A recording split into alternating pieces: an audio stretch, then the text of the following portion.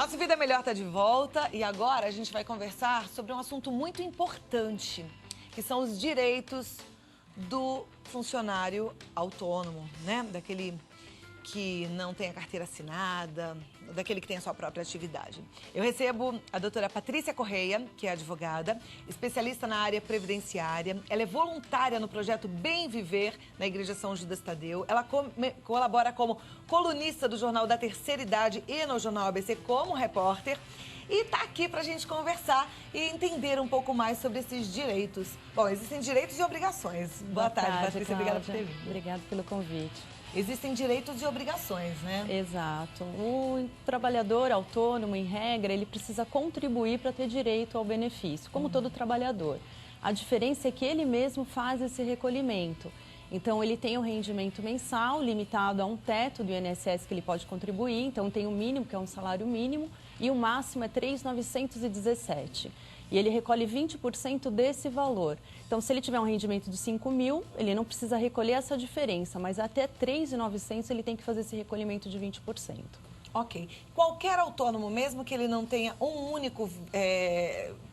eu trabalho, presto um serviço para uma empresa X. Sim.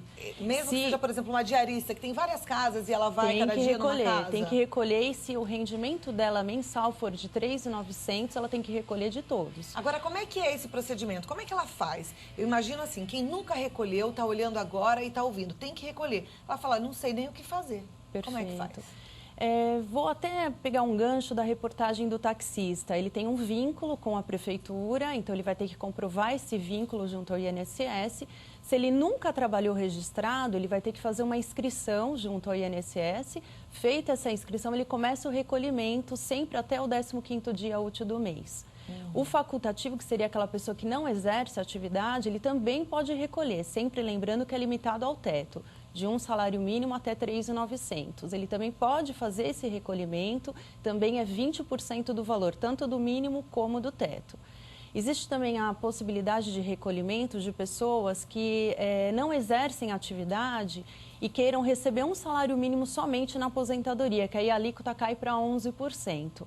Então, não seria 20% do mínimo ou 20% do teto, não se aplica aqui no caso, e a pessoa teria direito só à aposentadoria por idade e não à aposentadoria por tempo de contribuição, que seriam 35 anos. Por exemplo, uma dona de casa que nunca trabalhou fora, trabalha em casa, pode e deve contribuir. Deve recolher, o INSS, e aí vai contribuir com 11%, do salário que ela... R$ 622 é o mínimo. Se diminui a alíquota, só tem direito a um benefício de um salário mínimo. Qual é a diferença de um profissional autônomo que sempre contribuiu para um profissional autônomo que está assistindo a gente agora e vai começar a contribuir? Ótima pergunta sua, porque o que acontece? A pessoa, para ter direito a um benefício, ela tem que ter um recolhimento e em dia, que nós dizemos. Então, por exemplo, o taxista que nunca tenha feito nenhum recolhimento, ele vai ter que ir até o INSS, comprovar que exerceu atividade laborativa e aí faça esse procedimento, não vá recolhendo direto, fez prova da atividade, ele pode recolher os retroativos. Porém, ele não adianta recolher todo o período, uma pessoa que tem aí já uma idade para se aposentar e recolher todos os atrasados e dar entrada no benefício que ele não vai ter direito, que ele tem que recolher em dia também. Então, ele vai poder somar o período, que seria o período do passado, e continuar contribuindo por um tempo. No caso da aposentadoria por tempo de contribuição, seriam 35 anos, ele tem que ter no mínimo 15 dias em dia. E 15 dias atrasado ele pode fazer esse recolhimento. 15 meses? 15 anos, perdão. 15 anos. 15 anos. 15 anos em dia. Ele tem que comprovar que 15 anos ele fez direitinho. Exatamente. É claro, aí eu só estou entrando dentro do teu exemplo daquela pessoa que nunca recolheu. Então, aquela que nunca fez nenhum pagamento. Pode também acontecer da pessoa fazer a inscrição como autônomo, recolhe e começa a pagar. Depois, por algum motivo na vida, para de recolher e continua trabalhando. Esse pode se dirigir ao INSS, fazer esse recolhimento retroativo que vai computar para efeito também de aposentadoria. Perfeito. Tem muita gente que pensa assim, eu vou contribuir com o mínimo hoje, porque eu ainda sou jovem, e lá na frente, quando eu estiver mais velho, eu vou contribuir com um valor maior, para ter uma aposentadoria maior. Isso funciona? Na minha concepção, é o pior erro. Porque o maior risco que você tem é numa idade que você está mais novo, por incrível que pareça. Porque hoje o cálculo do benefício ele não é feito mais sobre os 36 últimos salários de contribuição, mas sim os 80, que seria uma grande maioria das contribuições. E quando você é novo, se você fica inválido, você vai ter direito a um salário mínimo. Isso acontece muito, às vezes, empresário contribui a vida inteira pelo salário mínimo. Acontece alguma coisa, vem a óbito, a esposa entra com um pedido de benefício, vai ter direito a um salário mínimo. Então, é uma besteira mesmo. Muito grande. Com o que tem que contribuir, Exatamente. né? E tem o teto máximo também. Exato. Se você ganha mais do que esse teto, você vai contribuir com esse valor. E quando é mais novo, é melhor ter um recolhimento maior. E quando for tendo mais idade, como ele vai desprezar 20% de contribuições, então aqueles 20% de repente recolher pelo mínimo, sempre acompanhando a legislação que vai mudando ano a ano, né?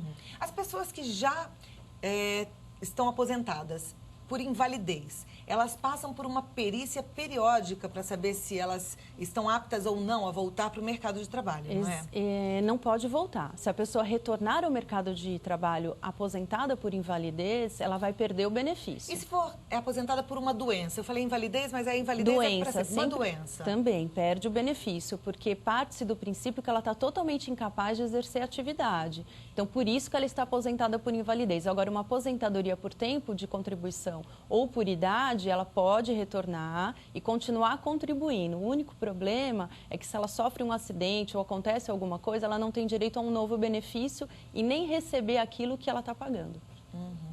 Né? Então, não tem direito a restituir os valores pagos. Entendi. O que eu te perguntei é assim, a gente tem alguns casos, até chegam e-mails aqui, de pessoas que recebiam aposentadoria e aí receberam a visita de uma perícia e essa perícia falou, olha, desculpa, o senhor não tem mais nada, o senhor está bom e o senhor não vai mais receber o INSS. Como é que faz uma pessoa A aposentadoria por invalidez, ela não é definitiva. Então, se o INSS te chamar para uma perícia e verificar que você recuperou a sua capacidade, né, de trabalho, então ele pode cancelar, mas isso pode ser discutido judicialmente.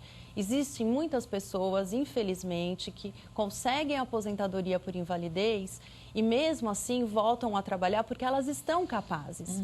E aí, nesse caso, o INSS tem feito algumas auditorias e cancelando alguns benefícios, mas existem casos também que a pessoa teria efetivamente o direito, eles cancelam e ela pode ingressar no Poder Judiciário e questionar isso. Agora, uma pergunta, Patrícia, vale a pena ela comprar essa briga? Porque, assim, é dor de cabeça, é trabalho, vale a pena? Vale sim. Dá certo? Dá.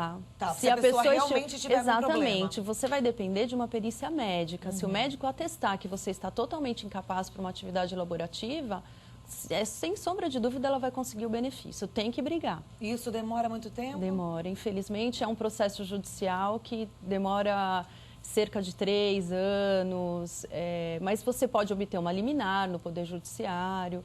O ideal é se resolver administrativamente. Hoje o Poder Judiciário ele não tem conseguido responder de forma satisfatória a essas demandas, porque existe um volume muito grande. E o INSS hoje, por incrível que pareça, tem melhorado muito. Não está ainda ótimo, mas já perto do que estava antes, melhorou bastante. Ok.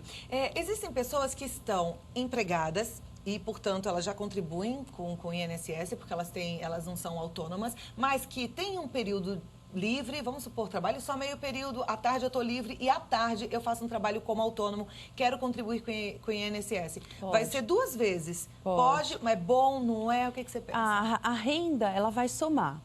Limitado ao teto dos 3.900. O problema é que o cálculo para o INSS não são somados os 2 valores e feito a média. Ele vai pegar a primeira atividade e faz uma média e pega a segunda atividade e faz uma média.